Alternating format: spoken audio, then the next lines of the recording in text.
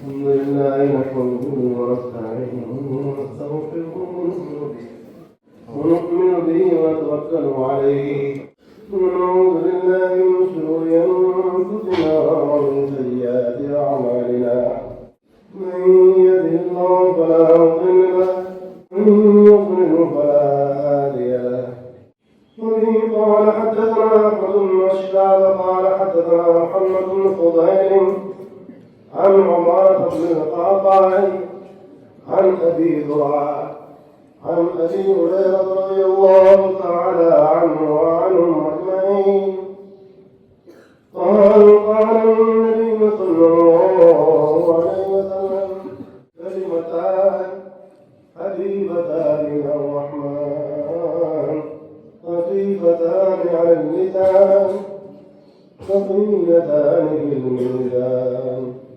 سبحان الله بحمده سبحان الله العظيم. یہ بخاری شریف کا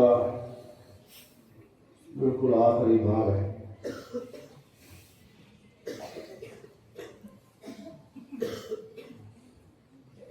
بخاری شریف اصح الکتب بعد کتاب اللہ تعالی ہے. اس پر تمام ائمہ کا بھی اتفاق ہے اور امت کے بھی اتفاق.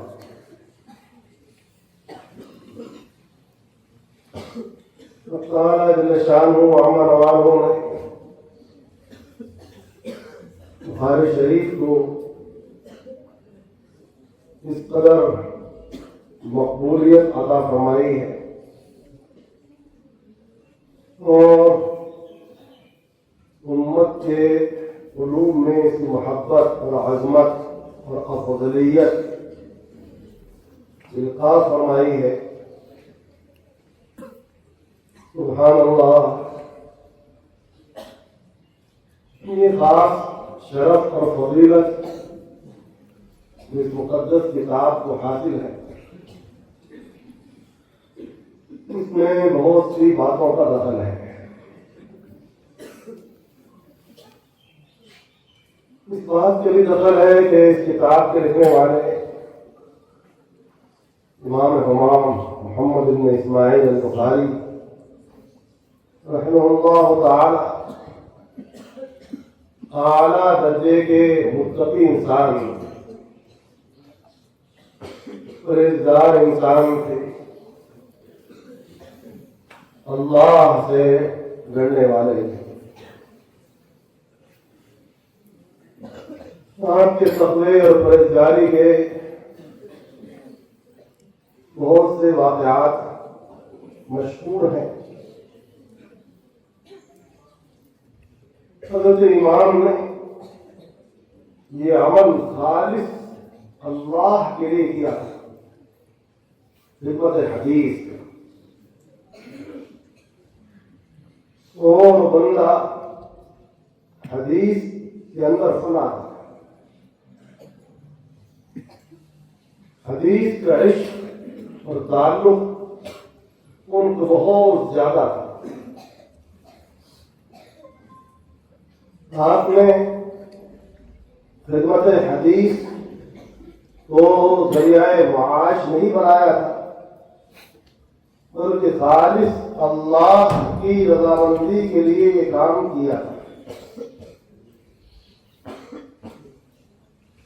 اور اس پر اپنی جان، اپنا مال، اپنا وقت، سب کچھ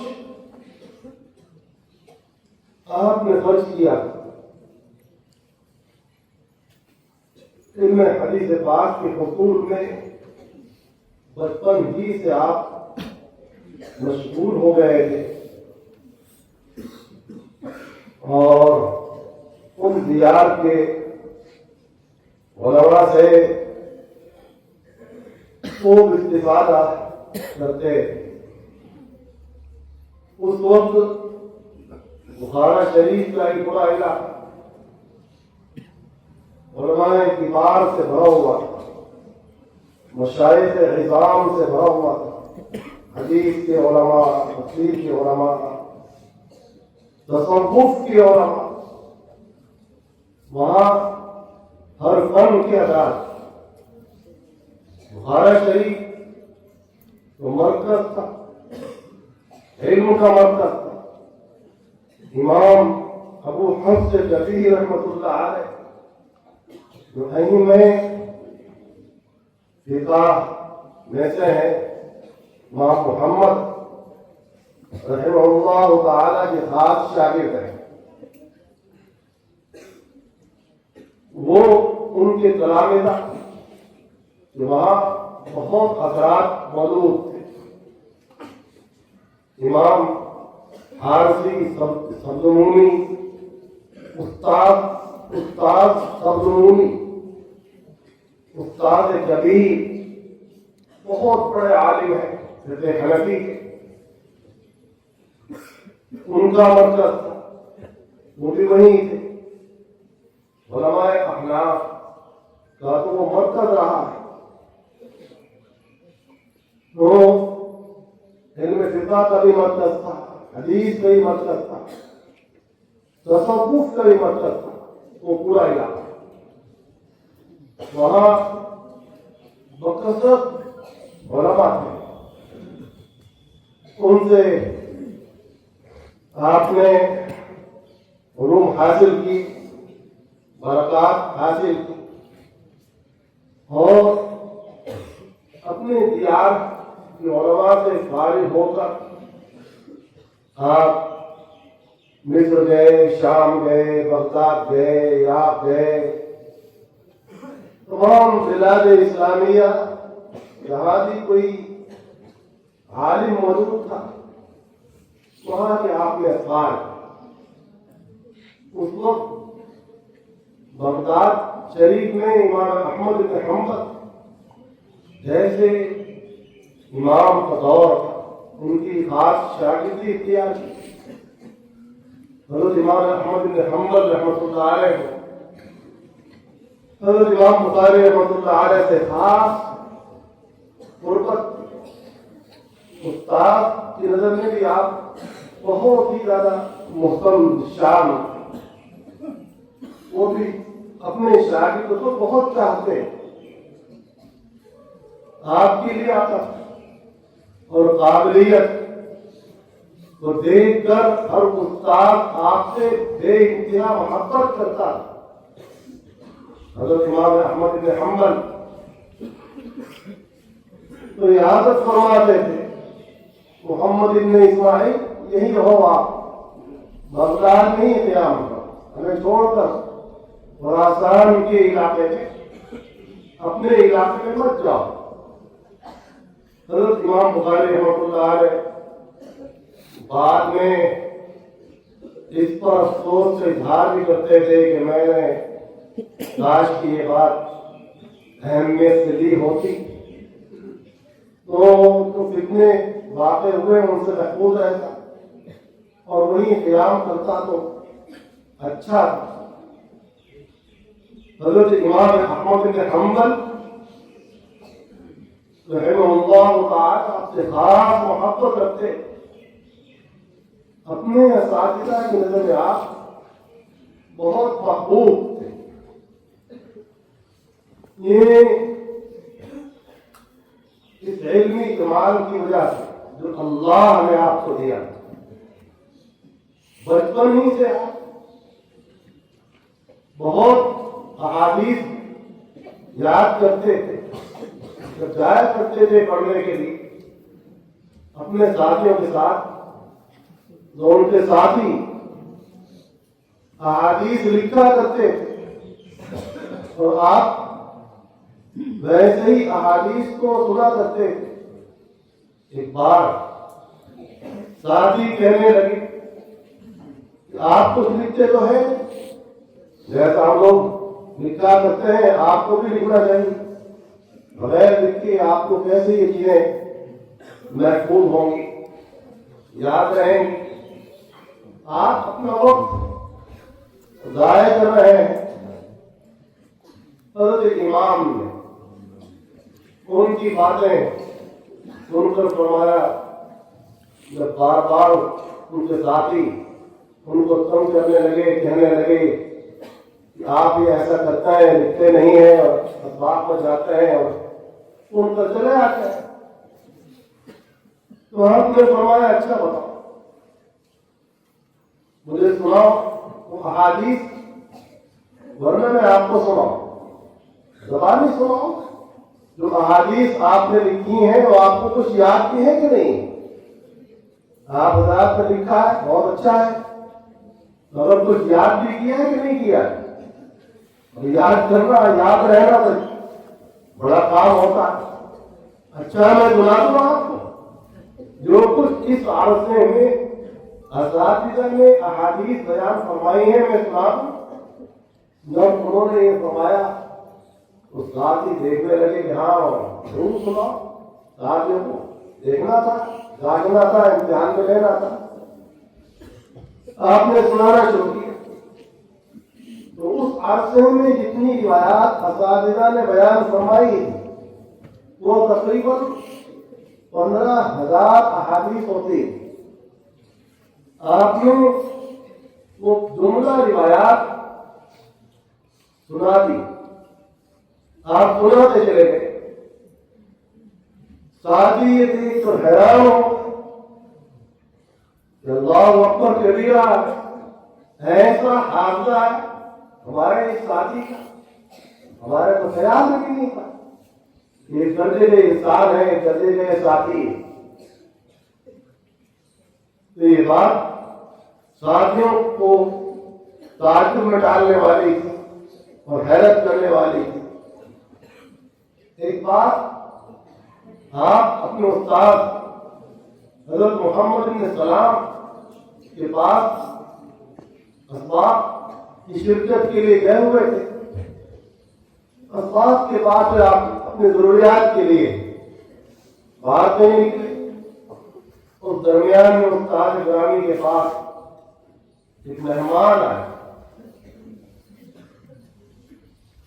ان کے سامنے محمد بن اسماعیل کا استاد نے تذکرہ کیا کہ ہمارے یہاں ایک بچہ ایسا بھی ہے، ہمارے طلباء میں ایک طالب علم ایسا بھی ہے، ہمارے شاگردوں میں شاگرد ایسا بھی ہے جس کے 70,000 روایات یاد ہیں. اچھا 70,000 روایات یاد ہیں، ایسا شاگرد؟ یہ بات تعجب ہے. اچھا اس کی زیارت کرو، طے جو نہیں کام سے گئے تو تلاش کرنے کے لیے اور ان سے ملے کہ ہمیں بتایا گیا ہے کہ آپ کی اتنی روایات یاد ہیں. فرمایا الحمدللہ، اللہ کا شکر ہے کہ مجھے اس سے بھی زیادہ روایات یاد اتنی آپ نے سنا ہے. حضرت امام عالی مقام فرماتے تھے کہ میں نے تقریباً 1,000 اساتذہ ہیں، زیادہ ہی ہوں، 1,080 اساتذہ ہیں آپ، اور ہر استاد سے بندے نے تقریباً 10,000 روایات تو سنی ہے، پڑھی ہے. الحمدللہ تعالی میں نے اتنے اساتذہ سے روایات سنی ہے، ہر استاد سے 10,000 روایات سنی ہے، اور 1,000 میرے اساتذہ ہیں. کتنی روایات ہو گئی؟ یہ روایات کا مجموعہ کتنا ہو گیا؟ نہیں 10 لاکھ پر. الحمدللہ تعالی مجھے 10 لاکھ روایات ازبر یاد ہے، مع اسانید و متون 10 لاکھ روایات یاد ہے. اور کل روایات کا ذخیرہ جو شیخ الاسلام حضرت مدنی رحمۃ اللہ علیہ کے بعد شرائط میں پڑھا وہ 12 لاکھ ہی بنتا ہے. آپ کو اتنا حافظہ، اتنا قوی حافظہ اللہ پاک نے عطا فرمایا. یہی بات کہ آپ کے اساتذہ فرمایا کرتے بھائی محمد ابن اسماعیل ہماری ان کتابوں کو بھی دیکھ لیا کرو، اس میں اولاد کی نشان نہیں کرو، اس کی تصدیق کر دیا کرو۔ امام کے اساتذہ اپنے مصنفات، اپنی کتابیں اس وقت معتبر قرار دیتے تھے جب محمد ابن اسماعیل ان پر نظر ثانی فرما لیتے اور فرماتے کہ یہ صحیح ہے۔ اللہ تعالی یہ حافظ عطا فرمایا، اس ایسے حافظے کو کیا کہا جائے؟ ایسے حافظے کو آپ کی کرامت کہا جائے یا معجزہ؟ آپ کہیں معجزہ تو ان کے ساتھ مخصوص ہے، ارے بھائی یہ بھی حضور علیہ السلام کا ایک معجزہ ہے کہ آپ کی امتی کو اللہ نے ایسا حافظ عطا فرمایا کہ دنیا اس کے سامنے حیران ہے۔ یہی وجہ ہے کہ حضرت امام بخاری رحمۃ اللہ علیہ جب باب شروع کرتے ہیں اتنی روایات پیش کرتے ہیں کہ حیرت ہو، جو بات کی امام کے قلم پر آ جائے اس کے دلائل اس قدر جمع کرتے ہیں کہ انتہا ہو جاتی ہے۔ اور حضرات تو دو چار روایتیں لا کر اکتفا کر دیتے ہیں، مگر بخاری شریف سے سمندر ہے، ہر بات یہاں ایک سمندر کی طرح معلوم ہوتا ہے۔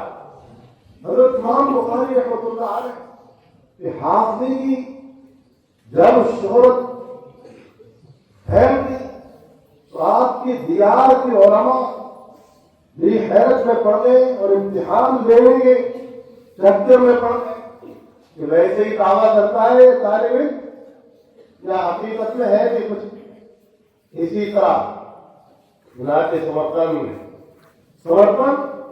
اس وقت بخارا شریف، سمرقند شریف، تاشقند یہ علماء کے مراکز تھے، ازبکستان کی یہ علاقے مراکز علمیہ تھے، یہاں ہر نوع کا عالم موجود اور علم کی قدر زیادہ معاشرہ واشاعت کی، یہ ہر شخص اپنے آپ کو علم میں لگاتا تھا۔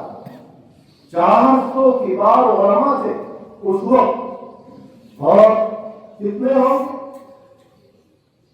یہ علاقہ سمرقند جہاں کبار ائمہ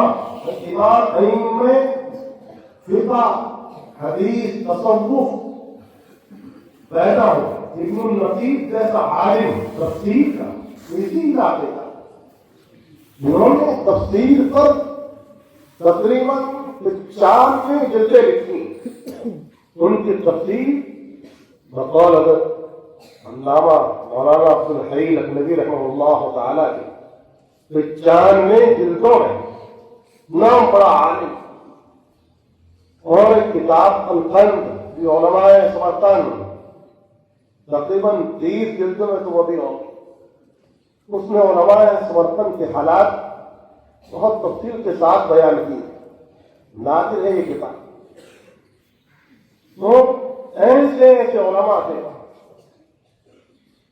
ان حضرات نے امتحان لیا، 400 علماء آپس میں مشورہ کرتے رہے کہ اس بندے کا امتحان لینا ہے، یہ دعویٰ کرتا ہے کہ اس کو اتنی روایات یاد ہے تو سنا نہیں کرتی زندگی میں ایک ایسا بھی کوئی انسان جو اس کی اتنی روایات یاد ہو۔ چنانچہ انہوں نے 1 ہفتہ تک مشورے کیے اور اس کے لیے پلان بنائے، بہت سی روایات کا انتخاب کیا اور آپ کے سامنے ان روایات کو ملا جلا کر پیش کیا، کہیں کی صنعت کہیں، کہیں کی صنعت کہیں، کسی کا متن یہاں، وہاں کا متن یہاں، اور ایک وقت مقرر کیا آپ کے امتحان کا، آزمائش۔ حضرت امام وہاں بیٹھے، ان کے سامنے سب باتیں آ رہی، آپ سن رہے ان کے فرما رہے ٹھیک ٹھیک سناتے جاؤ، نام نام کرتے جاتے۔ لوگوں نے سوچا کہ جو کچھ ہم سنا رہے ہیں اس کی تصدیق فرما رہے ہیں۔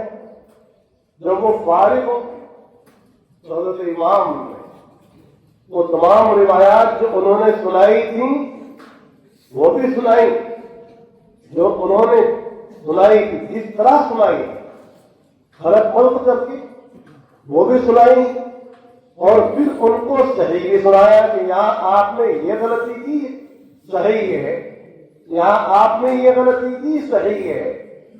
ایسے تمام روایات تو آپ سناتے، لوگ سن کر حیران ہو گئے کہ صحیح روایات جو آپ کو یاد ہے ان کا سنانا، بولو یہ اس معنی کا بالکل صحیح ہے کہ وہ آپ کو پہلے سے یاد ہے، میں محنت کر رکھی ہے، اللہ پاک کی خاص عطا ہے، نعمت ہے آپ کے اوپر، مگر یہ روایات تو ہم نے اسی مجلس میں آپ کو سنائی ہیں، وہ آپ کو کیسے یاد ہو کہ آپ نے ان کا بھی اعادہ کر دی اور بتا دیا کہ یہاں یہ غلطی ہے، یہاں یہ غلطی ہے۔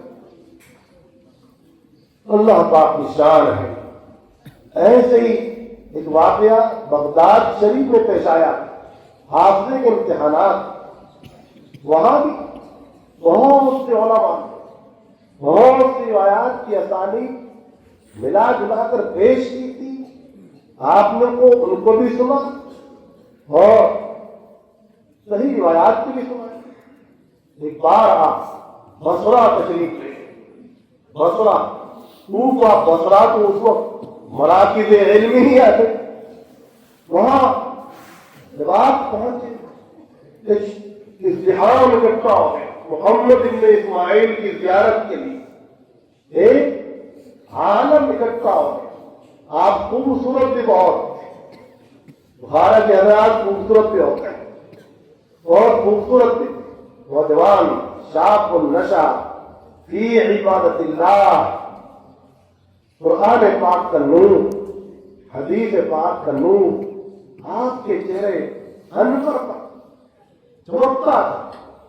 آپ کی زیارت کے لیے مشتاق تھے لوگ۔ آپ نے وہاں کی جامع مسجد میں قدم رکھا، اولین دو رکعات پڑھی، کہ تشریف فرما ہونے لوگوں نے عرض کیا کہ کچھ سنائیے گا، فرمایا آج میں تم کو بصرہ کے محدثین کی ایسی روایات نہ سنا دوں، مجھے امید ہے کہ آپ لوگوں نے وہ روایات نہیں سنی ہو۔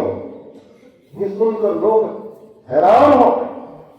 آپ جب روایات سنانی شروع کی بصرہ کے محدثوں کی، لوگ تعجب میں پڑ رہے تھے کہ یہ روایات ہم نے نہیں سنی، حالانکہ یہ سب بصرہ کے محدثین کی روایات ہیں۔ بصرہ میں بہت بڑے محدث ہیں، محمد بن بشار رحمہ اللہ، محمد بن بشار بھی تھے، محمد بن مثنی بھی تھے۔ محمد بن بشار بندار ہے، ممدیت القانون، قانون حدیث کے ماہر، 70,000 احادیث کے تو محمد بن بشار خود بھی حافظ تھے، درس دے رہے تھے، کوفہ کی بڑی مسجد کے اندر درس ہو رہا تھا۔ آپ وہاں پہنچے اور طلباء کے صف میں تشریف فرما ہوئے، کسی نے حضرت کو بتا دیا کہ آپ کے یہاں آج محمد بن اسماعیل بھی آئے ہوئے ہیں۔ آپ نے آواز دی محمد بن اسماعیل آگے آ جائیے، آگے آ جائیے۔ ارے بھائی آپ پر تو ہم اتنے زمانے سے فخر کرتے چلے آ رہے ہیں، آپ کہاں بیٹھے اپنے برابر کے بیٹھے۔ محمد بن بشار رحمۃ اللہ اتنی قدر فرماتے تھے آپ کی اساتذہ، اسحاق ابن راہویہ بات کے خاص ہی استاد ہیں، کہنے پر آپ بخاری شریف کی تعریف کاش کہ کوئی بندہ ہو اور صحیح روایات کو لکھ دے گا، اس وقت اللہ پاک آپ کے قلب میں اس بات پہ الہام کیا کہ انشاءاللہ کام انجام دو، اس سے پہلے احادیث کو لکھا جاتا تھا تو سب طرح کی احادیث کو لکھا جاتا تھا۔ آپ نے صحیح مجرد پر لکھنے کا ارادہ فرمایا اور اس کو الگ صحیح ساری روایات وہ اپنے اپنے اعتبار سے درست ہوتی ہیں، تو مقامات ہیں۔ یہ مطلب نہیں کہ یہ غلط، صحیح یا غلط کا مقابل نہیں، جیسا کہ بعض غیر مسلم جیسا کہ بعض لوگ صحیح کو وہ غلط کے مقابل جانتے ہیں۔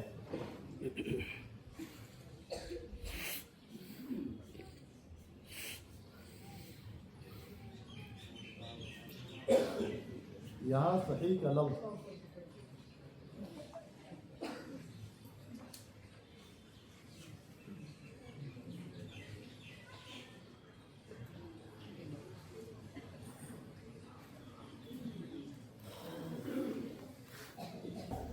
حضرت امام بخاری رحمہ اللہ اور قدموں سے پہلے جو حضرات محدثین تھے وہ سب طرح کی روایات اپنی کتابوں میں لکھا کرتے تھے، صحاح بھی ہوتی تھی، حسان بھی ہوتی تھی اور صحاف بھی ہوتی تھی۔ امام بخاری رحمۃ اللہ علیہ سب سے پہلے صحیح مجرد کو حسان اور صحاف سے ممتاز کر کے لکھا۔ یہ آپ کا بہت بڑا کارنامہ ہے اور اس کا اہتمام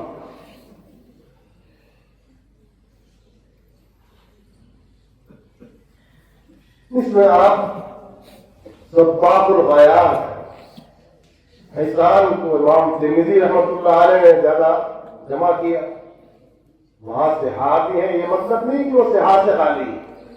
ترمذی شریف میں کتنی روایات ہیں جو صحاح ہیں، بہت روایات ہیں۔ امام فرماتے ہیں کہ صحیح ہے، بہت جگہ فرماتے ہیں حسن ہے،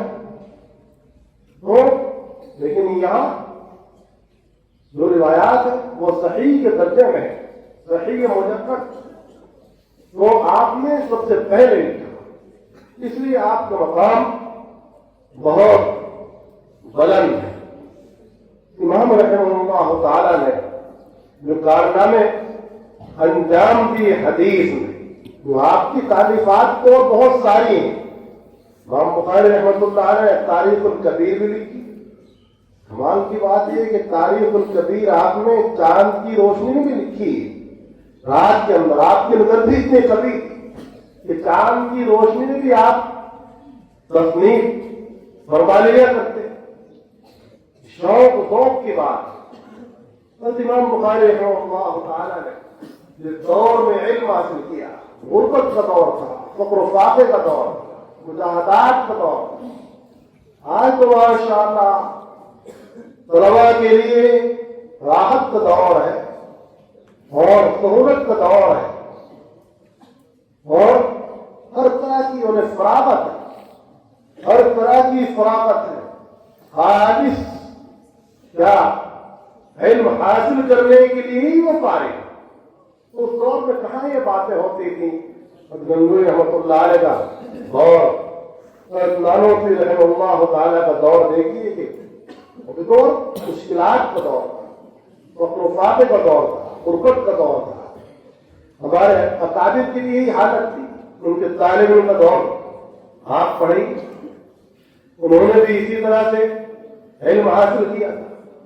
حضرت امام کا دور وہ بھی اسی انداز کا دور تھا، مجاہدات کے ساتھ علم حاصل کرتے تھے اور نہ آپ کے پاس فاضل کپڑے ہوتے۔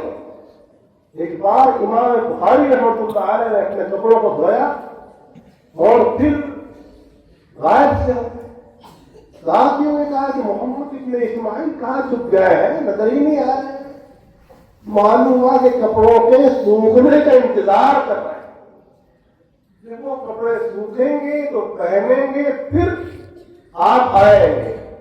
یہ عالم تھا آپ کی غربت،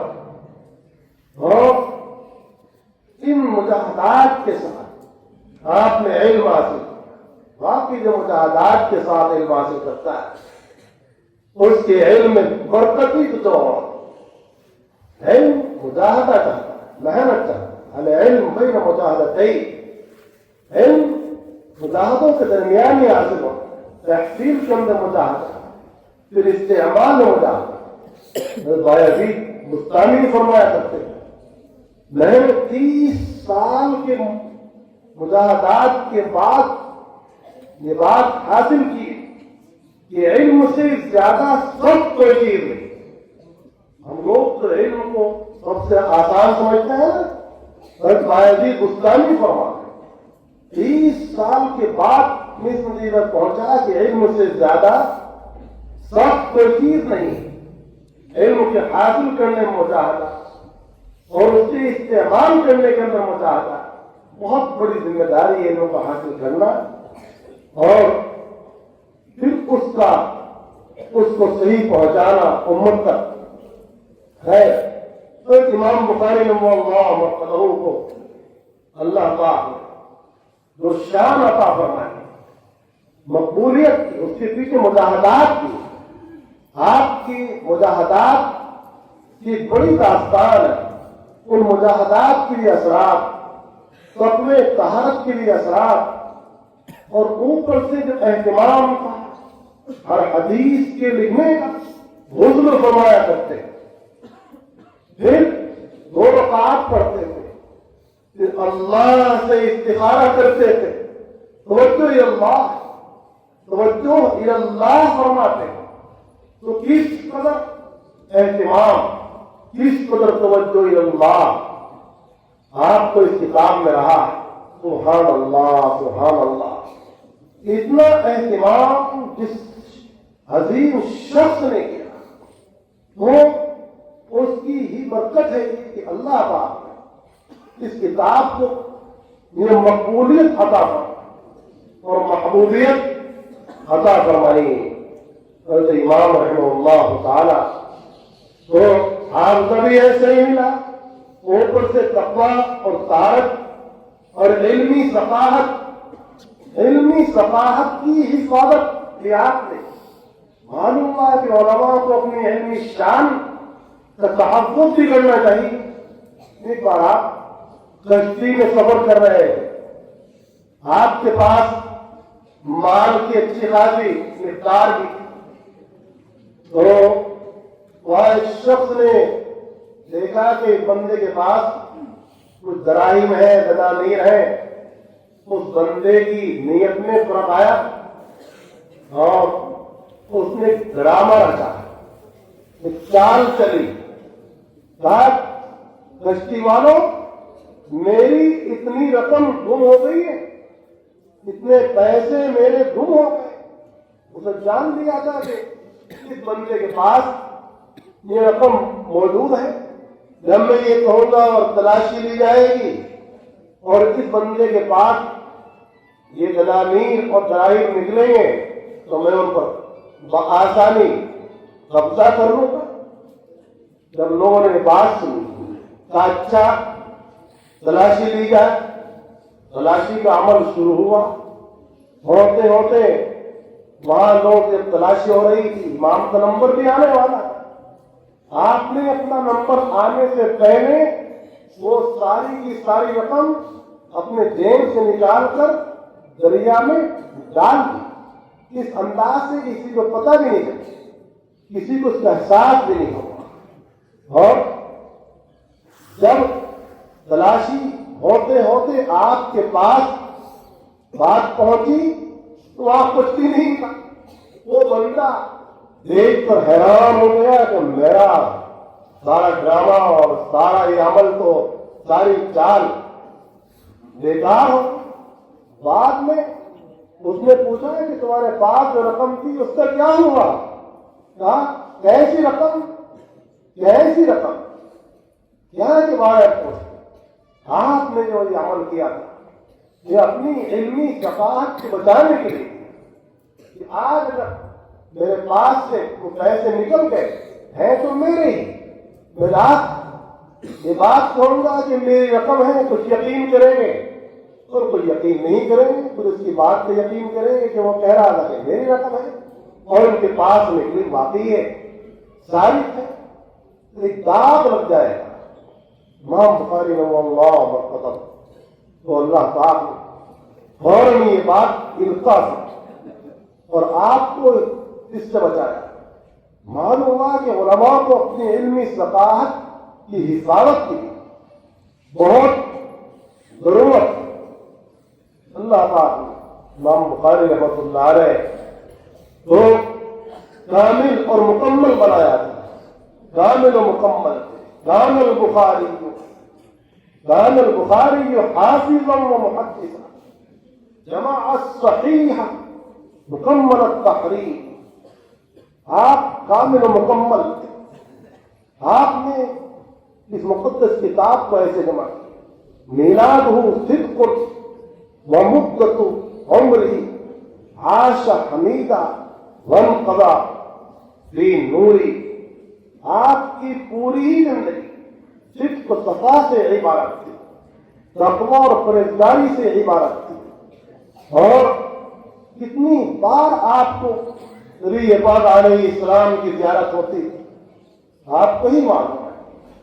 اس کتاب کو اللہ پاک مقبولیت دی، وہ خالص بنیاد پر نہیں تھی کہ آپ ایک مؤلف، آپ ایک مصنف، نہیں، اعلیٰ درجے کے متقی، اعلیٰ درجے کے متقن اور اعلیٰ درجے کی صلاحیت رکھنے والے انسان۔ حضرت امام بخاری رحمۃ اللہ علیہ کی کتاب اس درجے کی کتاب۔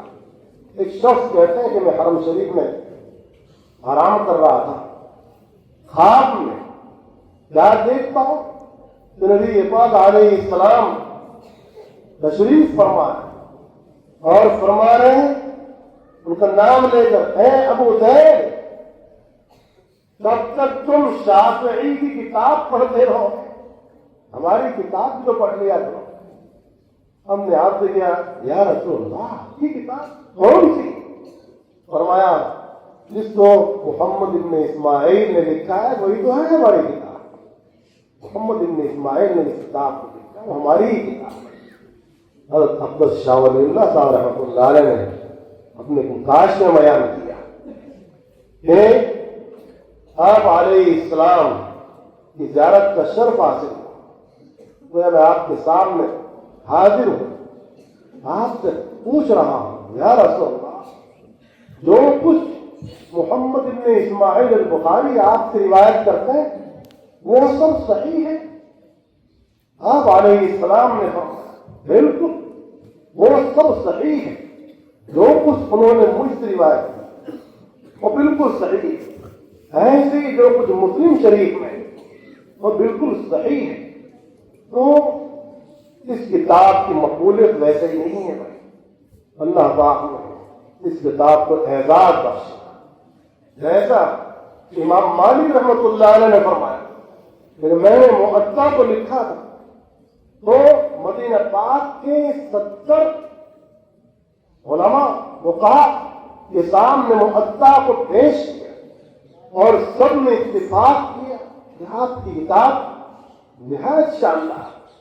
ایسے ہی آپ نے جب اپنی کتاب کو لکھا اور اس دور کے محدثین کے سامنے پیش کیا تو سب نے اس کتاب کو قبولیت کی نظر سے دیکھا، کہا کہ ایسی کتاب سبحان اللہ وجود میں آئی ہے، سب نے اللہ کا شکر ادا کیا اور مقبولیت کے عالم کہ جب امام بخاری رحمۃ اللہ علیہ درس دیتے تھے بخارا شریف میں، ایک بہت بڑی مسجد کرتا جو مدرسہ میر عرب کے سامنے واقع ہے، ہماری جیسے دہلی کی جامع مسجد ہے نا، وہ ایسی مسجد اور ان دیار کی سب سے بڑی مسجد ہے، تو وہاں تشریف فرماؤ اس مسجد کے صحن میں، محراب میں، کبھی محراب میں بیٹھا کرتے کبھی صحن میں تشریف فرماؤ، کبھی 20-20 ہزار طلبا آپ کے درس میں شرکت کرتے، 20-20 ہزار طلبا آپ کے درس میں شرکت کرتے تھے، اور یہی وجہ ہے کہ 90,000 شاگردوں نے براہ راست حضرت امام بخاری رحمۃ اللہ علیہ کی کتاب کو پڑھا تھا، اور ساری دنیا میں الحمدللہ یہ کتاب پہنچی اور سب نے اس کو قبول کیا، اور اس کو پڑھنا پڑھانا اپنی سعادت جانا۔ امام بخاری رحمۃ اللہ علیہ نے 16 سال کی مدت میں اس کتاب کو لکھا، اور 16 سال کی مدت میں آپ روزے سے رہتے جیسے صاحب ہدایہ کے بارے میں کہ 12 سال انہوں نے ہدایہ کی تصنیف کی، اور وہ روزہ رکھ کر تصنیف کرتے تھے۔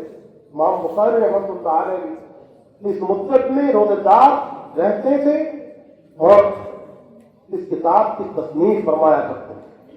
اللہ اکبر کبیرہ، یہ شان ہے امام بخاری رحمۃ اللہ علیہ۔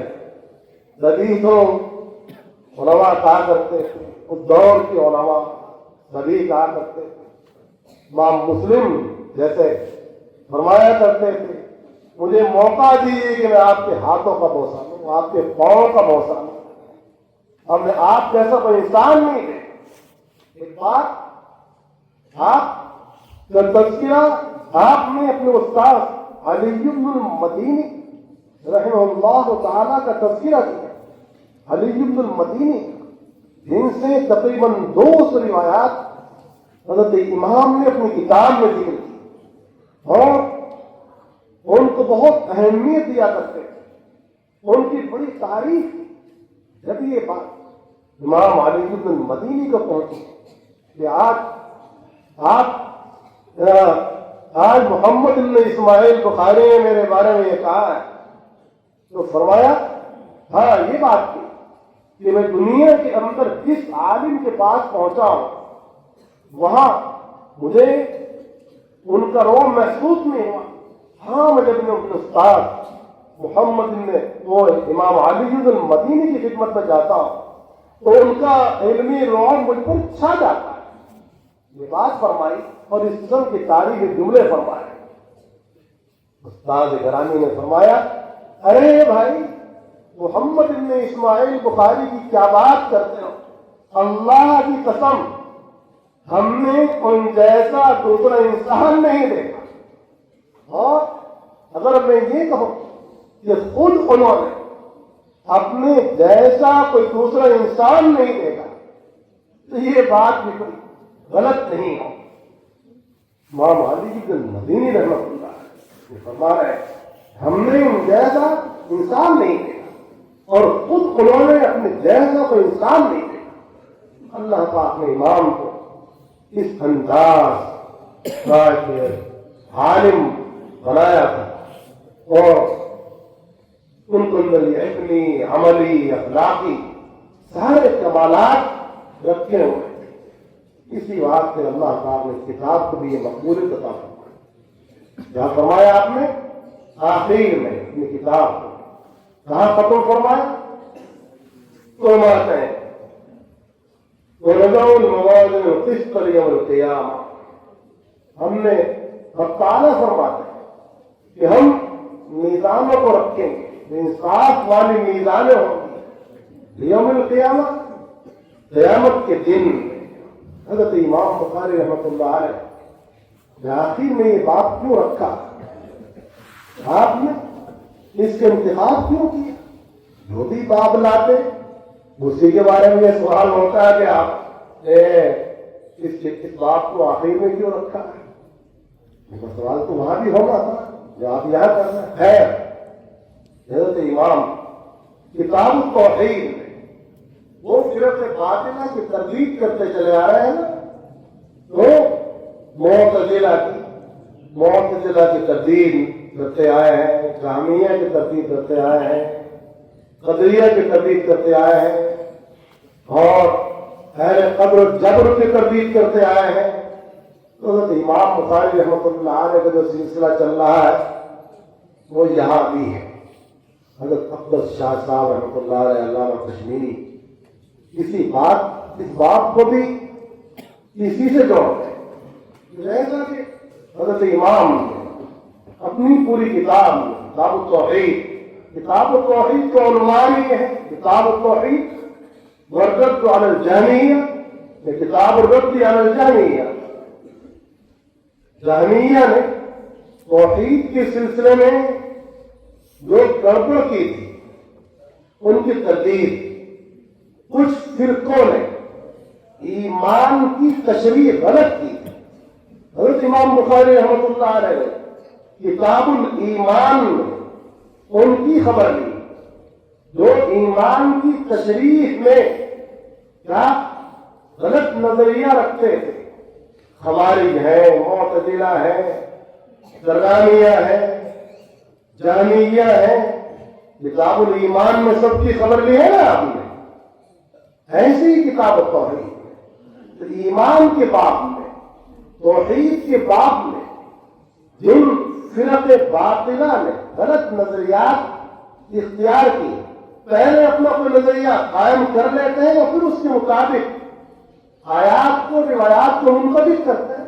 ارے یہ بھی کوئی طرز ہے بھائی، آپ نے قرآن و سنت کو عقل کے تابع کر دیا، اپنے نظریات کے تابع کر دیا۔ قرآن و سنت کے تابع بنو نا، قرآن و سنت کے تابع بنو۔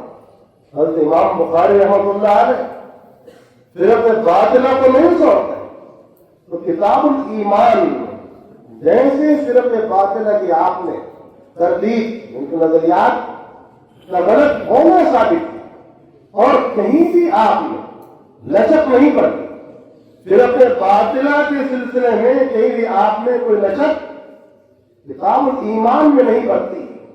ایسی کتاب التوحید میں جو کچھ فرق باطلہ توحید کے باب میں کیا غلطیاں کر رہے تھے ان کی خوب خبر لی۔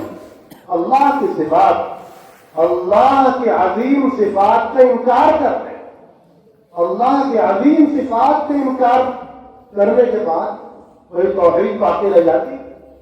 جو بندہ اللہ کی صفات کا انکار کرتا ہو تو اس کی کیا توحید ہے؟ اللہ پاک قادر تو ہے، قدرت نہیں۔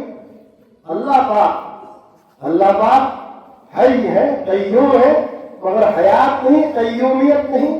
یہ کیسی توحید ہے؟ اللہ پاک سمیع ہے، سمع سے خالی ہے، اللہ پاک بصیر ہے، بصر سے خالی ہے، وہ متکلم ہے، کلام سے خالی ہے۔ جو ایسے نظریات رکھتا ہو تو وہ گمراہ ہے۔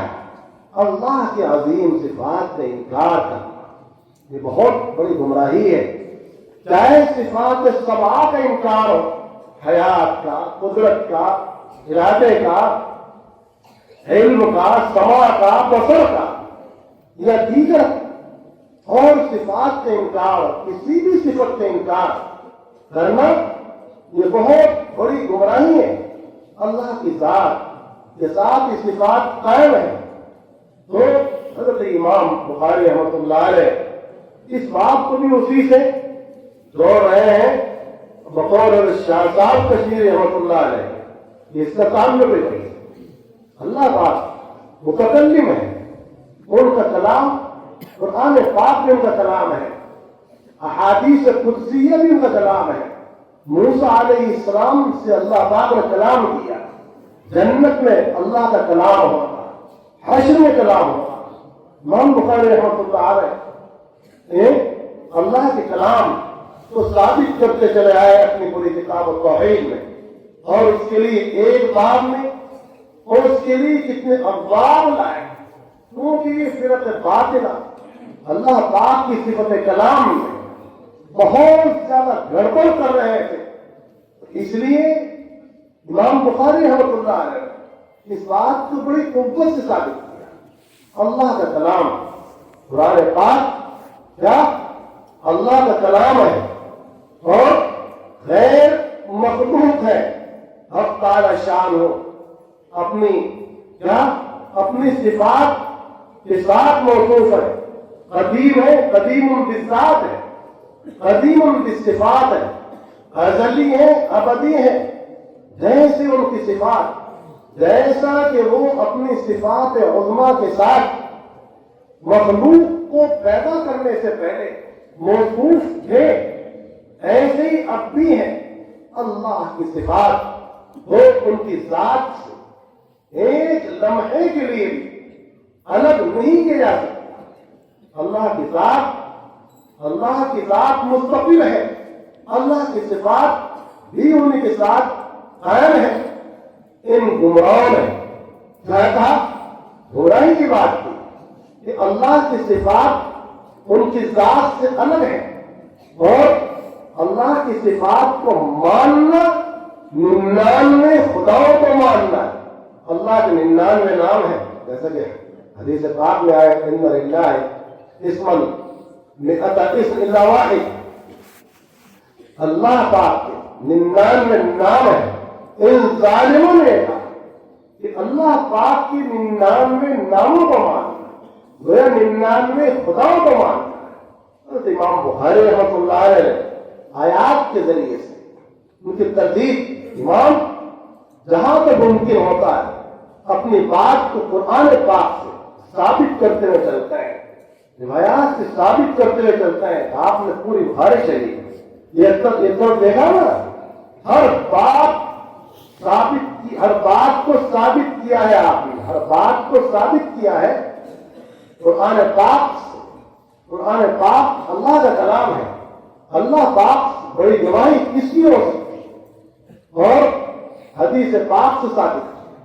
قرآن پاک میں کتنی جگہ پر آیا ہے اللہ پاک کو پکارو، اللہ کہہ کر پکارو، رحمان کہہ کر پکارو، رحیم کہہ کر پکارو، عزیز کہہ کر پکارو، سمیع کہہ کر پکارو، بصیر کہہ کر پکارو۔ تو اللہ کو ان کے ناموں کے ساتھ پکارنا یہ کیا ہے؟ یہ عین اللہ کو پکارنا ہے، اور ایسا تصور ظالموں تمہارا بالکل غلط ہے۔ اللہ کی صفات اللہ کی ذات کے ساتھ قائم ہے، اللہ پاک کا کلام اللہ کی ذات کے ساتھ لگا ہوا ہے، وہ الگ سے کوئی چیز نہیں ہے۔ جیسا کہ اور مخلوق ہے، اللہ کا کلام مخلوق نہیں ہے۔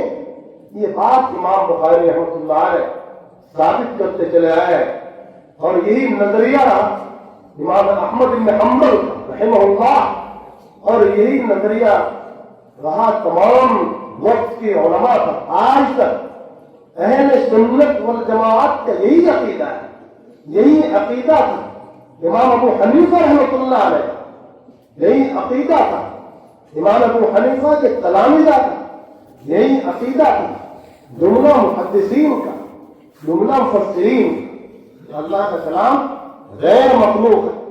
اس بات کا تعلق بھی اسی بات سے، اللہ کے کلام کے، اللہ کی صفت، اللہ کا کلام اللہ کی صفت ہے، اور اس کے لیے میزان نہیں ہے۔ ارے بھائی، میزان جانتے ہو کس کے لیے ہے؟ میزان مخلوق کے اعمال کے لیے ہے، مخلوق کے اقوال کے لیے ہے۔ اللہ کا کلام اللہ کے ساتھ قائم ہے، وہ میزان میں نہیں آ سکتا۔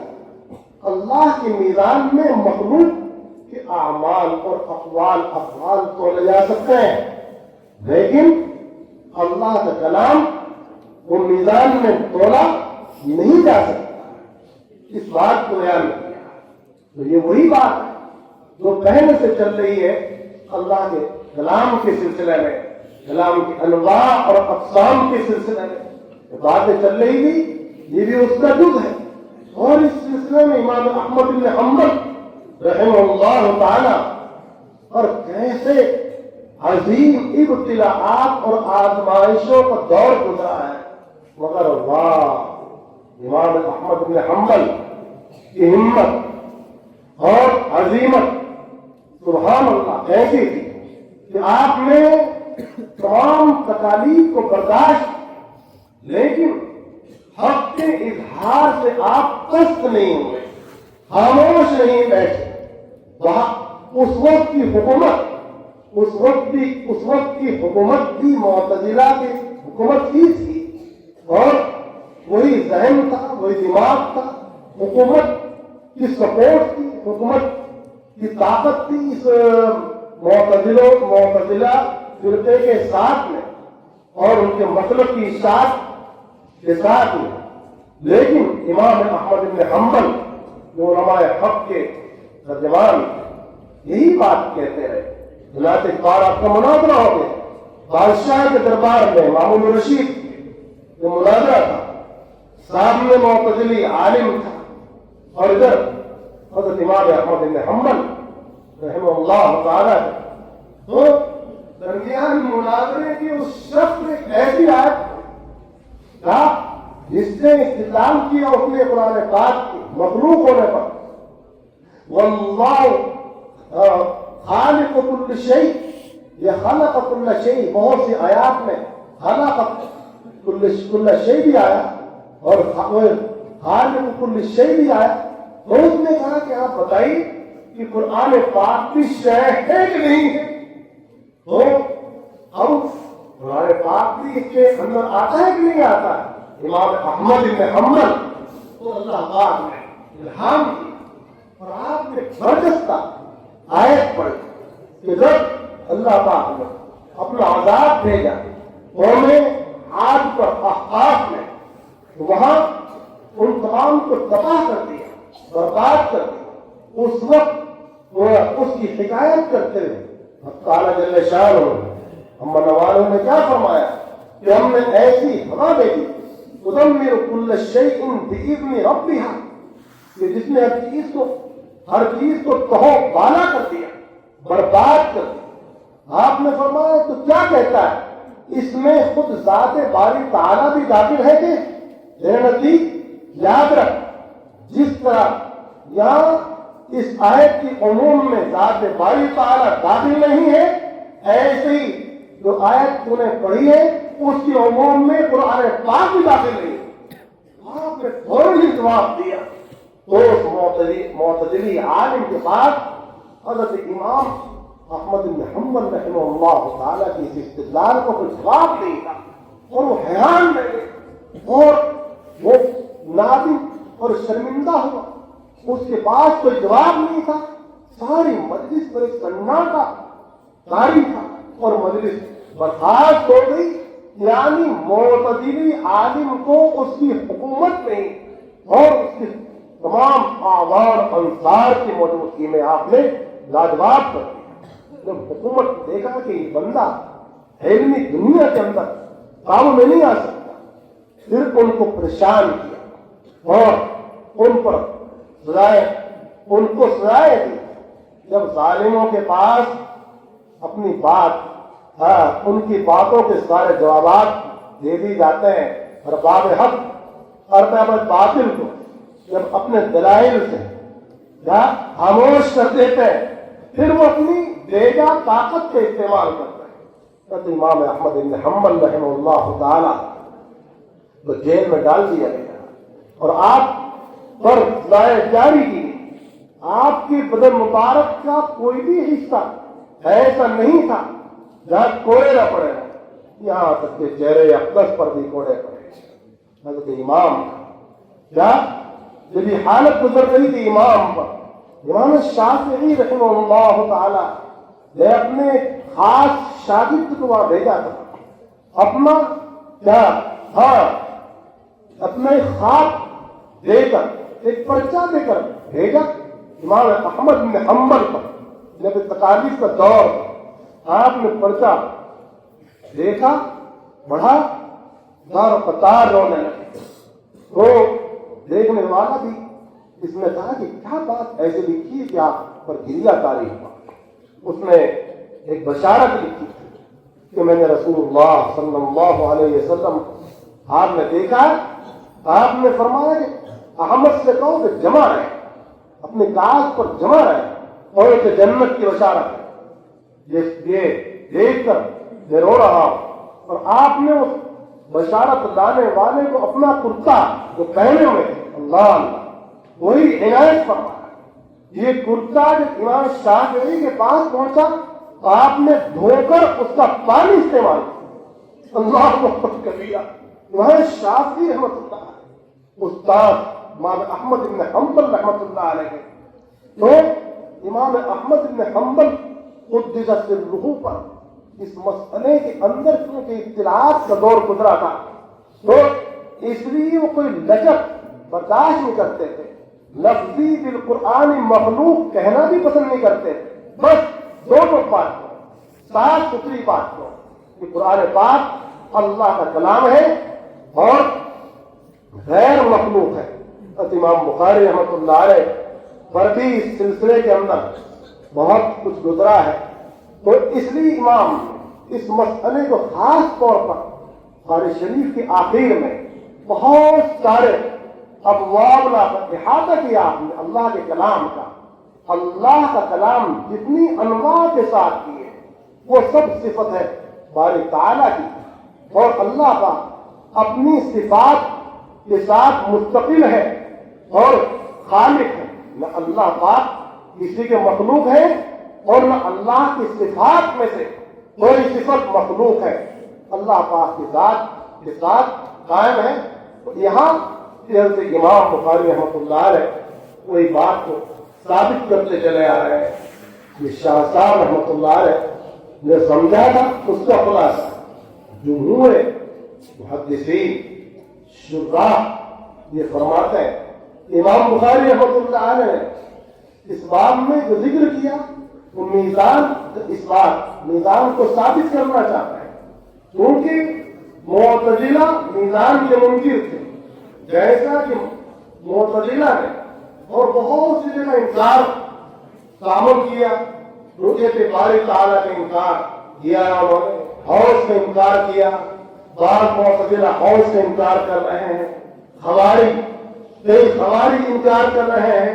یہی کہ معتزلہ ہی ہو اور بھی بہت سارے فرقے جو بھی تھے ان کے دور میں کوئی حوض کوثر کا انکار کر رہا ہے, کوئی صراط کا انکار کر رہا ہے, کوئی میزان کا انکار کر رہا ہے, کوئی رؤیت باری تعالیٰ کا انکار کر رہا ہے, کوئی عذاب قبر کا انکار کر رہا ہے. تو یہ لوگ شریعت کو عقل کی ترازو پر تول رہے ہیں. تو امام بخاری رحمۃ اللہ علیہ نے فرمایا بھائی عقل کو کہاں تک تم چلاؤ گے؟ شریعت اور اللہ کا نظام وہ عقل پر عقل کی تابع نہ کرو. تم اور ہم کیا عقل رکھتے ہیں؟ ایمان لاؤ ان تمام چیزوں پر باری تعالیٰ شانوں نے جن کے بارے میں خبر دی ہے ان کو مانو. تو معتزلہ اور یہ فرقہ باطلہ جن جن چیزوں کے منکر تھے آپ نے ان کے خلاف کو ثابت کیا, حق کو ثابت کیا ہے نا. تو آپ کیا فرماتے ہیں؟ اچھا ہم تمہارے سامنے آیت لاتے ہیں, روایت لاتے ہیں, اب تو مانو. سب سے بڑے جو گواہ لاتے ہیں, سب سے بڑے گواہ اللہ ہے. اللہ پاک سے بڑا کوئی گواہ نہیں ہو سکتا. اللہ پاک سے بڑی گواہی کس کی ہو سکتی؟ قل ای شیء اکبر شہادۃ من اللہ. وہ سب سے بڑے گواہ ہے, ان کو گواہ لے آئے, ان کو مانو. اور اللہ کے حبیب علیہ السلام جو لے آئے اپنی گواہی میں تب تو مانو گے.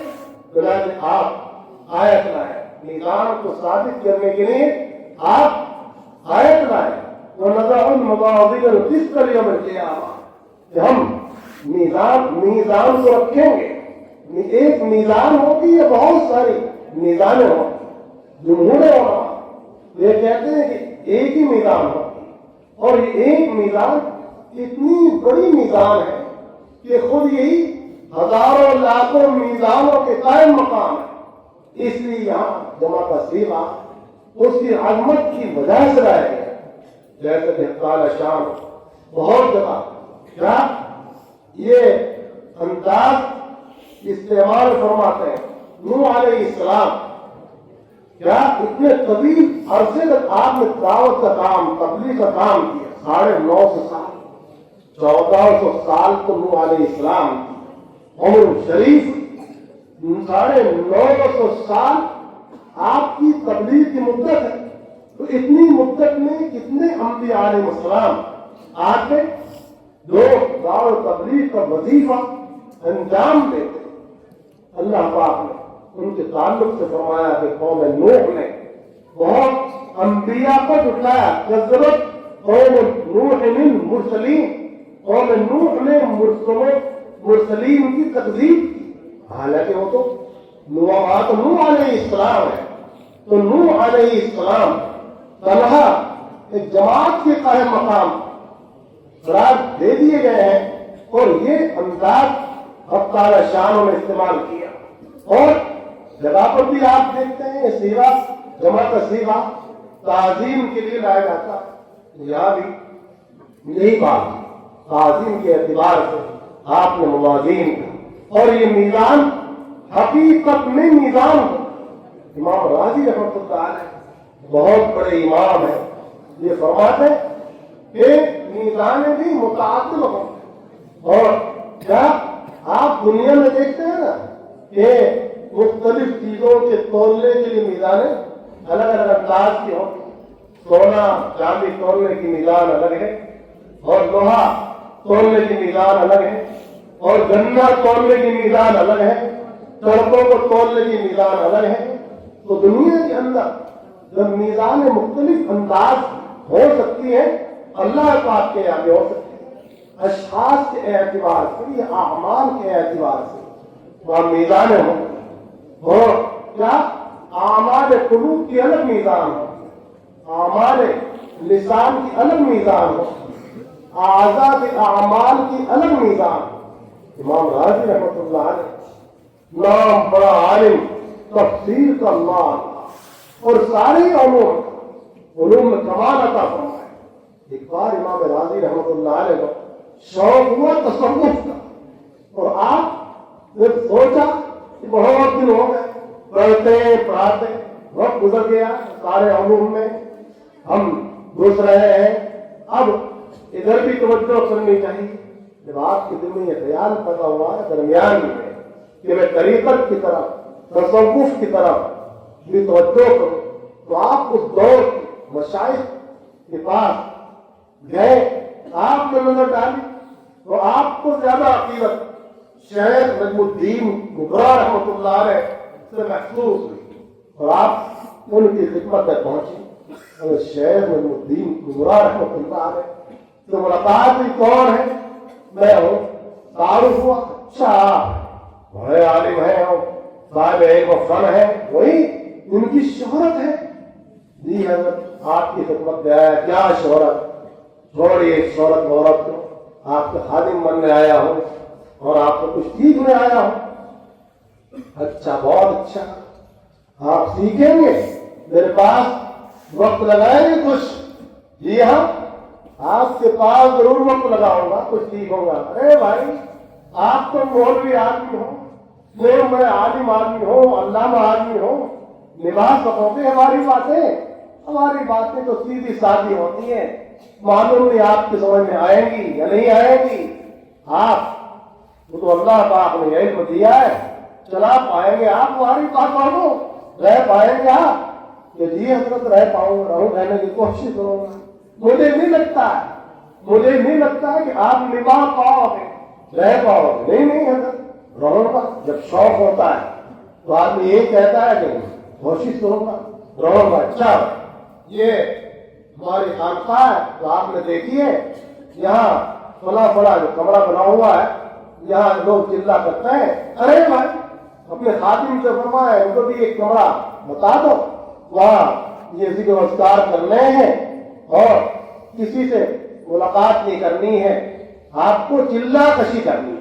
یہ چلے کا لفظ یہ مشائخ یہاں جو خانقاہوں کے اندر چلا لگایا جاتا تھا ایک زمانے میں، تو وہاں سے آیا ہے، وہ چلے کھانے بنے ہوئے تھے۔ چنانچہ حضرت مجدد الفسانی رحمۃ اللہ علیہ کے یہاں بھی دیکھا، ان کا بھی ایک حجرہ تہخانہ ہے، وہاں آپ مراقبہ کرتے تھے اور ذکر اللہ کرتے تھے۔ ایسے ہی گنگوں کے اندر حضرت شیخ قدوس صاحب رحمۃ اللہ علیہ کے دور میں، ان کے بعد کے دور میں خانقاہ کے اندر یہ چلے کھانے بنے ہوتے تھے، اور بہت سارے دیار میں یہ آج بھی موجود ہے، اور ان کو بھی ایک کمرہ دے دیا گیا اور کچھ ذکر و اذکار تلقین فرمائے حضرت نے، جاؤ اتنے عرصے کے بعد ملاقات کرو، جب تک ہم نہ کہیں برائے ملاقات نہیں آنا، مجلس کی اوقات میں مجلس میں آیا کرو، بیٹھ جایا کرو، وہاں باتیں سنا کرو اور اپنے مراقبے میں لگ جاؤ، مذاکرے میں لگ جاؤ، اور یہ آپ کا یہ بتا دیا، یہ نظام ہے کھانے پینے کا رہنے کا، سب سمجھا دیا، لگ جاؤ۔ اور آپ کو توجہ شہر کی پڑھنی شروع ہو گئی، ذکر و اذکار میں لگے ہیں، تو ایسا لگ رہا ہے کہ کچھ چیز اندر سے نکلتی جا رہی ہے، کوئی چیز اندر سے وہ خارج ہو رہی ہے، اور یہ محسوس ہوا، اور کچھ آ رہا ہے، کچھ نکل رہا ہے، تو پریشان ہوئی کہ کیا نکل رہا ہے۔ شہر کی خدمت میں پہنچے، حضرت نے فرمایا کہ تمہارا منطق، یہ تمہارا فلسفہ، یہ تمہارے علوم نکل رہے ہیں اور علم الہی آ رہا۔ اچھا، یہ سب وہ جو نظر آ رہا ہے نکلتا ہوا، وہ دھواں نظر آ رہا ہے، کچھ ظلمات سے نظر آ رہی ہے، یہ وہ سب چیزیں ہیں۔ ایسے ہوگا تو پھر تو میں تو بالکل خالی رہ جاؤں گا، جو اتنی محنت کے بعد جہادات کے بعد میں نے حاصل کیا۔ آپ گھبرا گئے، کہا حضرت میں تو آپ سے رخصت چاہتا ہوں، جانا چاہتا ہوں گھر۔ تو حضرت نے فرمایا ارے بھائی میں تو پہلے ہی کہہ رہا تھا کہ سیدھا سادہ آدمی ہوں، آپ مولوی آدمی ہو، علامہ آدمی ہو، امام ہو، ایسے ویسے ہو، آپ نبھا نہیں پاؤ گے، آپ نبھا دیں تو کچھ اچھا ہوگا، بہتر ہوگا، اگر آپ برداشت نہیں ہوا۔ جب امام راضی رحمۃ اللہ علیہ انتقال کا وقت آیا، اس وقت شیخ حیات تھے اور شیطان پریشان کر رہا تھا، بتا تیرے پاس خدا کے ایک ہونے کی کیا دلیل؟ امام راضی رحمۃ اللہ علیہ دلیل بیان فرما رہے ہیں اور وہ اس کو توڑ رہا، دوسری دلیل بیان فرما رہے ہیں وہ اس کو توڑ دیتا ہے، تیسری دلیل بیان فرما رہے ہیں اس کو توڑ دیتا ہے۔ ایسا سلسلہ چل رہا ہے کش و کش کا، اور ایک مناظرہ چل رہا ہے۔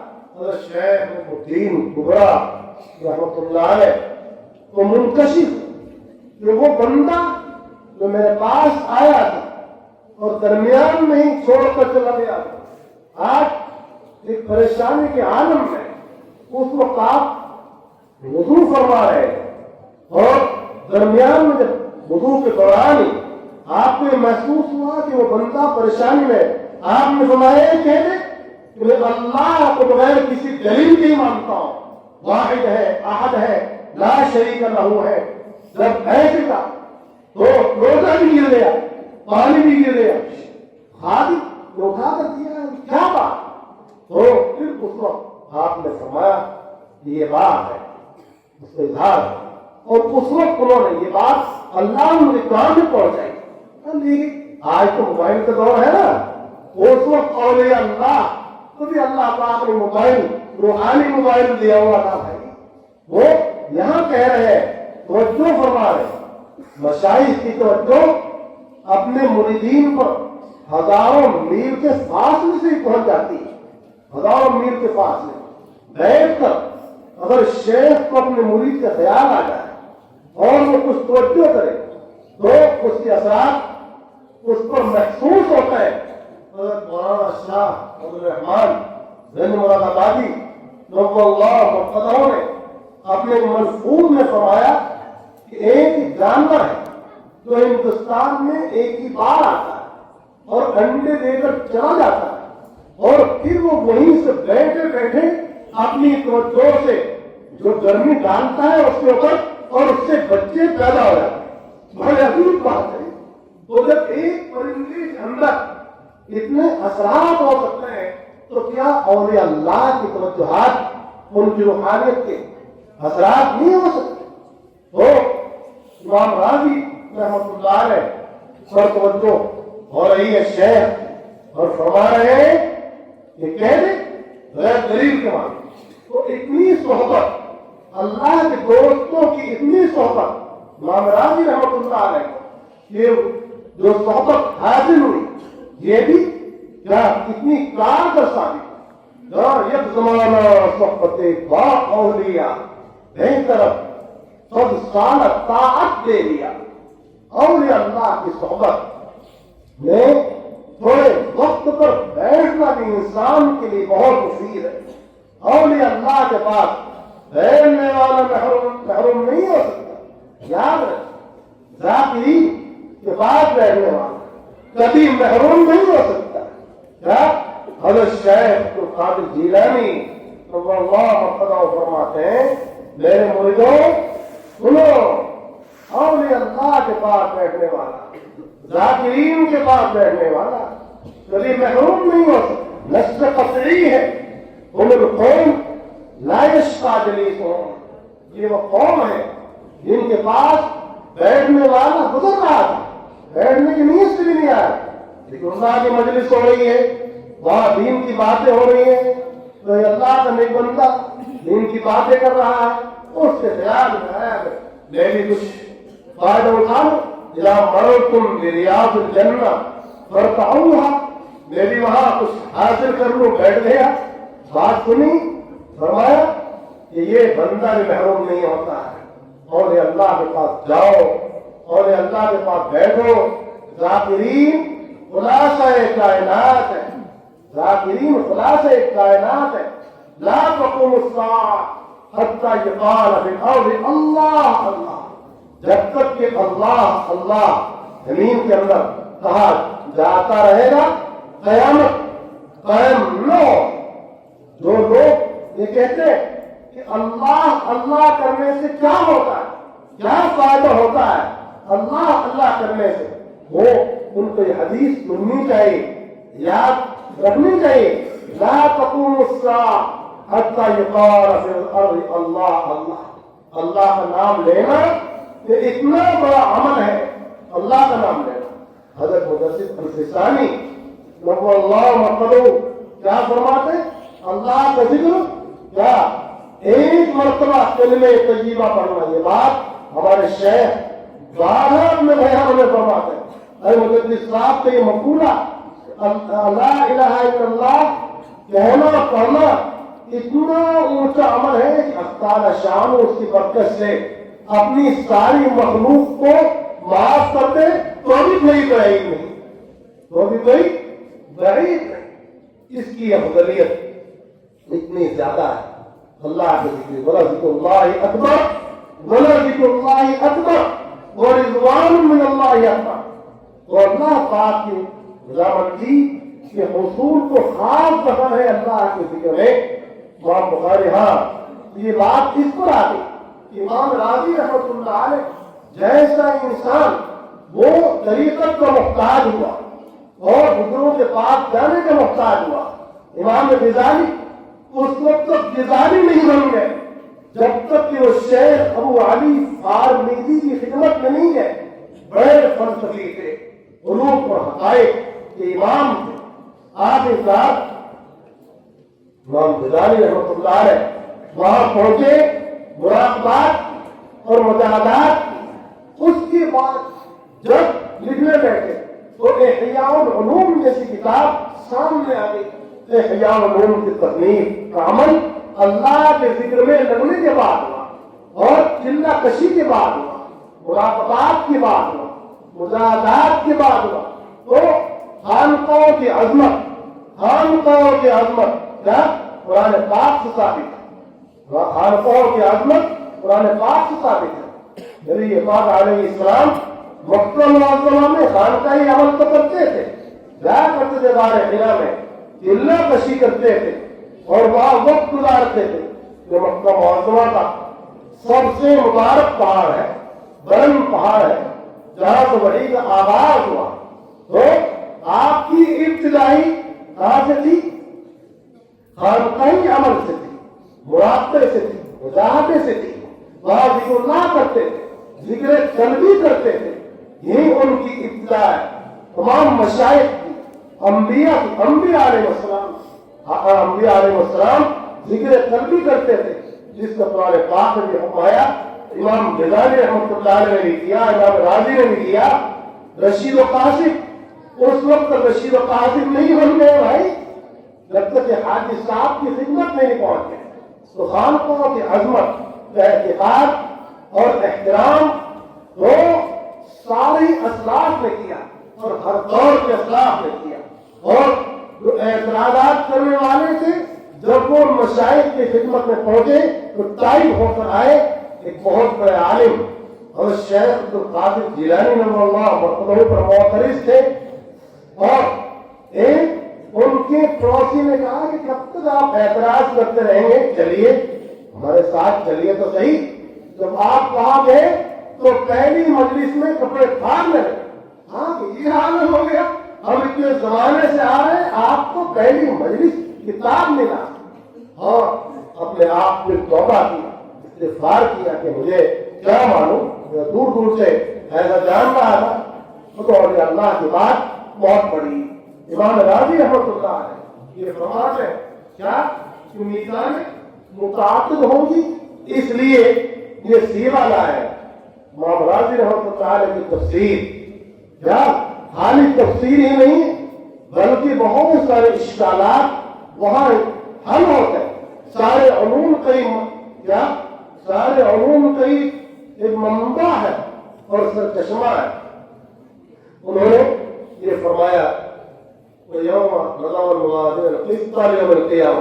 انصاف کی میزانوں کو رکھیں گے اللہ پاک قیامت میں, اور یہ حقیقت میں میزان ہو, میزان حقیقت میں میزان ہو, اور میزان اتنی بڑی ہو, اللہ میزان اتنی بڑی ہوگی کہ روایات میں کہ ساتوں آسمان اور ساتوں زمین جو اس وقت موجود ہیں اگر وہ اس کے ایک حصہ پلٹے میں رکھیے جائے تو سب اس میں سما جائے.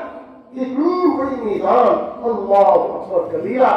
جیسے اللہ پاک کی شان ہماری تعالیٰ سب سے بڑے اللہ اکبر, تو ان کی میزان بھی سب سے بڑی میزان ہے. ان کی شان کے مطابق ہی تو ہوگی نا اللہ پاک کی میزان, ان کی شان کے مطابق, ان کا عرش ان کی شان کے مطابق, ان کے سارے معاملات, ان کی جنت ان کی شان کے مطابق, ان کی جہنم ان کی شان کے مطابق.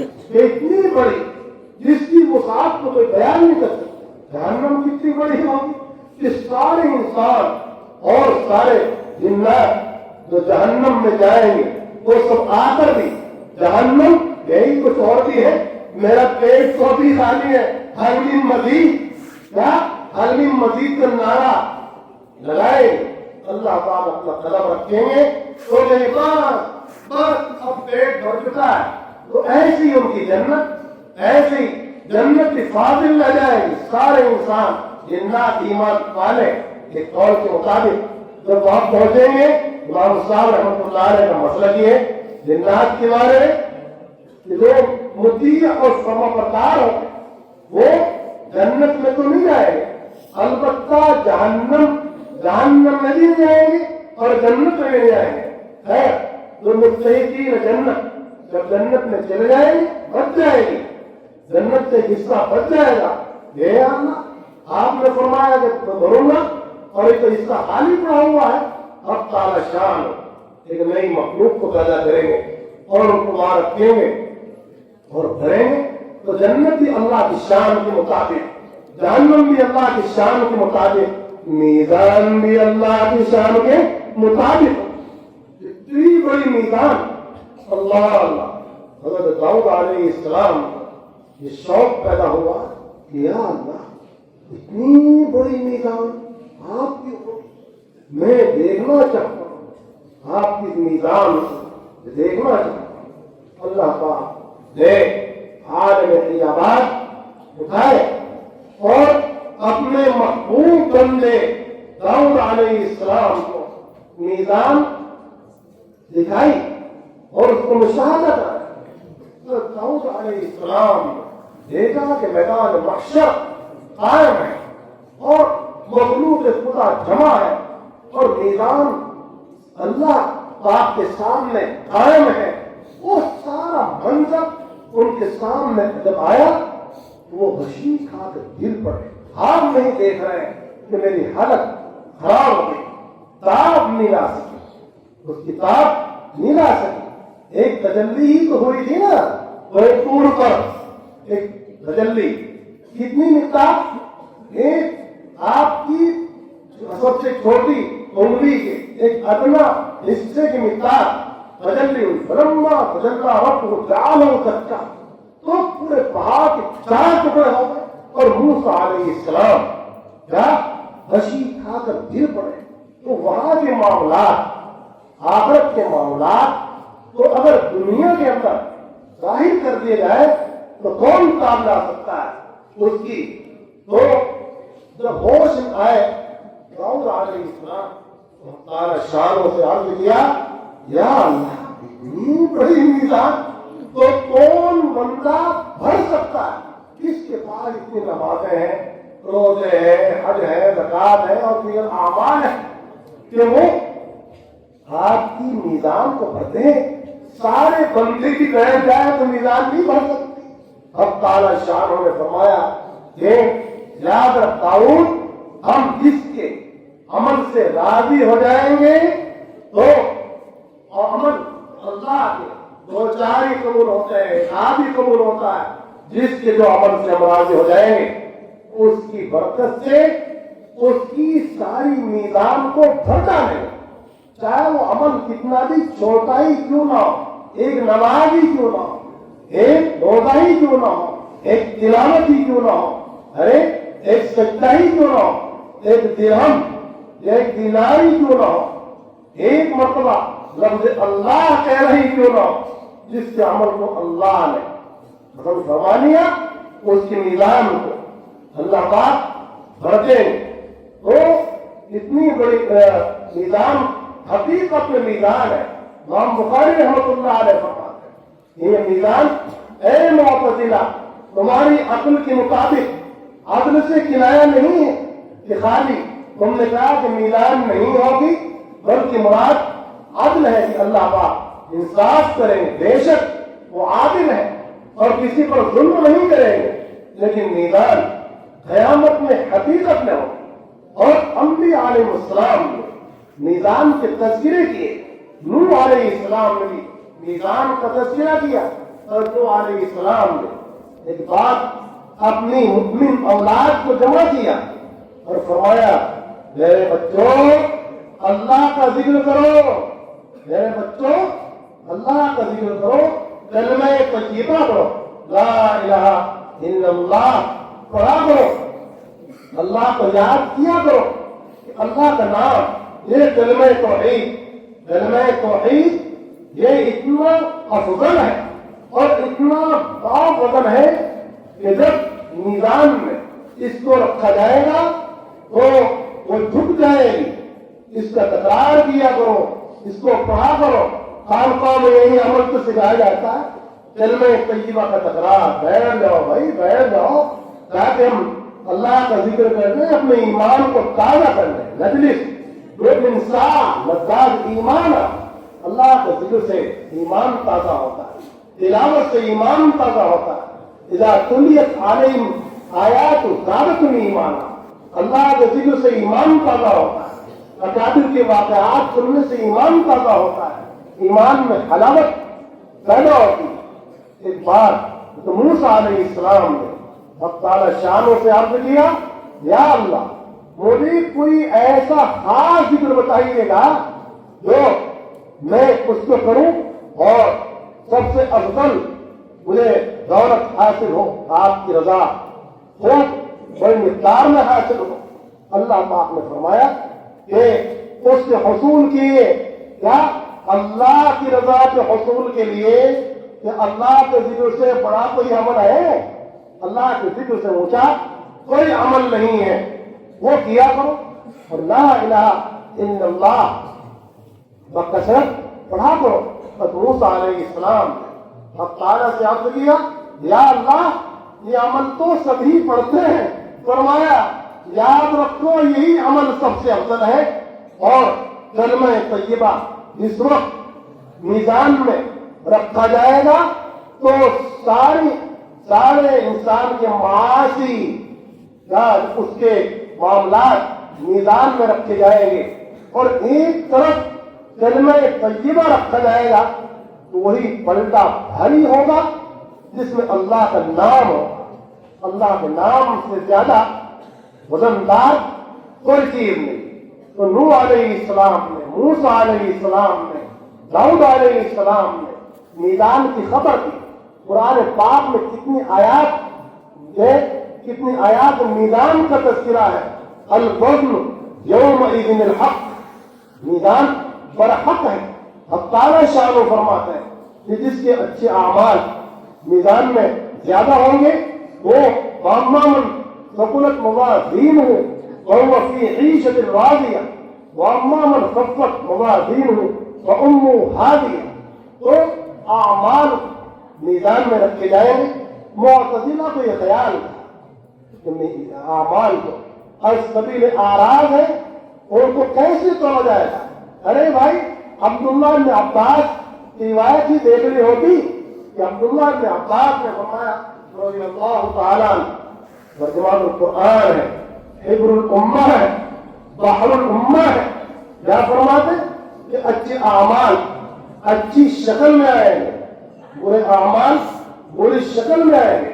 اعمال صالحہ وہ اچھے اجساد کی شکل میں، اجسام کی شکل میں، اور برے اعمال کو برے اجساد کی شکل میں اللہ پاک وہاں لائیں گے. تو اعراض کو اجساد کا لباس پہنانا کوئی مشکل ہے؟ جب افطار شان ہو، کسی بندے کی نماز قبول کر لیتے ہیں تو اس نماز کو بھی ایک جسد ایسا عنایت فرماتے ہیں کہ پھر اس کی روح نماز ہی پڑھتی رہتی. اس لیے بعض انبیاء علیہ السلام اپنی قبروں میں نماز پڑھتے ہوئے نظر آئے، کچھ حج کرتے ہوئے نظر آئے، کچھ ذکر اللہ کرتے ہوئے نظر آئے. اور کیا روایات میں آپ نے نہیں پڑھا ہے کہ جب انسان مر جاتا ہے اور قبر میں دفنا دیا جاتا ہے تو وہاں ایک بندہ خوبصورت انداز میں وہ ایک بندہ اس کے پاس آتا ہے جس کی شکل بھی بہت حسین، لباس بھی بہت جمیل، اور اس کا کلام بھی بڑا نفیس، اور اس کی خوشبو بہت زیادہ بہتر، اس کی مہک بہت ہی عمدہ مانوس ہوتا ہے. تو میت کہتا ہے کہ تو کون ہے جو یہاں آیا؟ کہتا ہے پہچانا نہیں آپ نے مجھے، پہچانا نہیں، میں آپ کی تلاوت ہوں.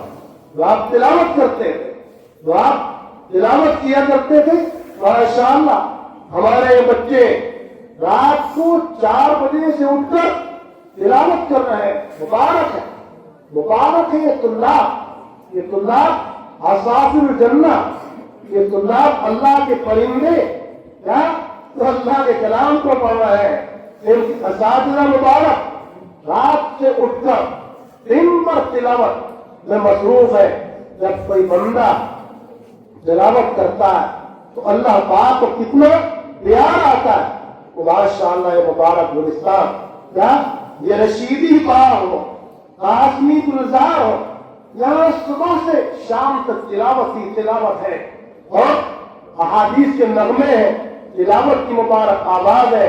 ارے بھائی، ان آوازوں کے ساتھ تو نور الہی نازل ہوتا ہے، انوار الہی ہر آن نازل ہوتے ہیں ان کے قلوب میں، ان کی زبانوں پر، ان کی نظروں پر.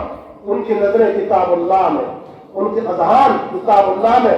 کیا رات کو سوتے ہی خیال ہوتا ہے نا حافظوں کا ہمارے، صبح کو پارا سنانا ہے، پیچھے کا سنانا ہے، سبق سنانا ہے. ان کا دل دماغ قرآن پاک کے اندر گھومتا ہے، قرآن پاک کے سمندر میں. کیا وہ مچھلیوں کی طرح تیراکی کرتے ہیں، یہاں سے وہاں گھوم رہے. مبارک ہے یہ بچے اور ان کے اساتذہ. اللہ کا کلام کتنا افضل، فضل کلام اللہ علی سائر الخلق کفضل اللہ علی ادراکم. جیسے اللہ پاک کی ذات تمام مخلوق میں افضل، ایسے اللہ کا کلام وہ کیا سب سے افضل ہے. اللہ کا کلام جو بندے پڑھ رہے ہیں اس کا انعام کتنا ملے گا میزان میں. ہاں، تو عبداللہ بن عباس کیا فرما رہے ہیں تو کہ اجساد کی شکل میں، یہ اعمال اجساد کی شکل میں ہو جائیں گے. قبر میں جب یہ بندہ آیا تو کیا کہتا ہے؟ میں آپ کی تلاوت ہوں، میں آپ کی نماز ہوں، میں آپ کا ذکر ہوں، میں آپ کا صدقہ ہوں. पहचाना नहीं है हमने? हाँ सुभान अल्लाह, इतनी शानदार आपकी शक्ल मुबारक हो, इतनी शानदार शक्ल तभी तो है ना। तो इन आमाल की उम्दा शक्लों का, इन आमाल का उम्दा शक्लों में आना, ये हदीस में आया है। इमाम बैहक़ी रहमतुल्लाह अलैह ने एक रिवायत जिक्र की है अरफात की फजीलत के बाद में कि एक शख्स मैदान अरफात में गया था और उसको नहाने की जरूरत थी, तो वो नहाने के लिए गया, तो अपनी थैली वहां भूल कर चलाया। अपने दोस्त उसको ख्याल आया कि मेरी थैली जिसमें मेरे नफात थे और खर्चे थे कहाँ, जहन दौड़ाया उसने, तो मालूम हुआ कि वो तो अरफात में छूट गई थी। वहां पहुंचा, जब वहां पहुंचा है वो उस मैदान में देखता है कि वहां तो सांप है, अजदहा है, बिच्छू है और खतर शेर है, ये दरिंदे हैं, खतरनाक दरिंदों से, जानवरों से मैदान भरा हुआ। घबराया, बताया कि मुझको किसी ने जादू तो नहीं कर दिया, हम कल यहाँ आए थे, कल जब हम यहाँ आए थे तो यहाँ तो सारे हाजी हजरात थे, नूरानी लिबास में थे, क्या सब एहराम की हालत में थे और इबादत कर रहे थे। यहाँ तो कोई जानवर था नहीं, शानदार शक्ल नजर आ रही थी। और आज ये मंजर है, माजरा है, क्या मैं कोई गलत तो नहीं देख रहा हूँ, मेरी नजर में कोई खता तो नहीं हो रही है। तो वो देख कर घबराया और जल्दी से वहां पहुंचा जहां उसकी थैली, उसको उठाया और फौरन वहां से भागा। ये जो मंजर देखा था उस पर इस पर हैबत थी कि वो सोच में पड़ रहा कि ख्वाब था, ख्याल था, ये क्या शय थी। हैरान था, परेशान था इस बात को, इस मुअम्मे को कैसे हल करे। आखिरकार ये बात उसके दिल में जब ज्यादा ही इख्तिलाफ पैदा करने लगी तो उसने सोचा कि भाई किसी आलिम से पूछा जाए। वहां तो माशाअल्लाह उलमा सुलहात अल्लाह की तो वहां कसरत होती है, तो उसे मालूम है कि फला आलिम भी आया हुआ, कहा चलो वहां जाता हूँ, अपने सवाल का जवाब हासिल करूँ। हजरत एक बात आपसे करना चाहता हूँ। और बहुत घबराया हुआ हूँ, परेशान हाल हूँ, ऐसा ऐसा किस्सा हुआ। मैं वहां पहुंचा और मैंने देखा तमाम मैदान वो हैवानात से, शेर से, चीते से, दरिंदों से, हाथियों से और कैसे कैसे जानवरों से भरा हुआ। तो मैं ये मंजर देख कर घबराया कि क्या देखा है मैंने, कुछ सच देखा है या ख्वाब था, ये हकीकत थी, ये क्या मामला था। तो हज़रत ने फरमाया, अरे भाई जो तुमने देखा है वो हकीकत था। ये कभी कभी ऐसा बात हकीकत के साथ ऐसी भी करा देते हैं।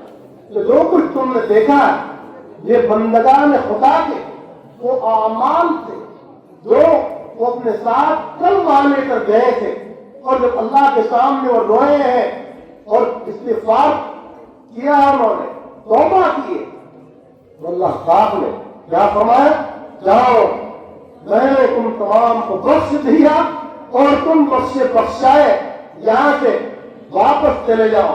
इसीलिए रिवायात में आया है कि नहीं कि शैतान अरफा के दिन से ज्यादा और किसी दिन में जलील नहीं होता, रुसवा नहीं होता। जो तुमने देखा ये बरहक देखा है, वो इंसान के वो गुनाह जो साथ होते हैं, ये गुनाह थे जो अपने साथ लाए।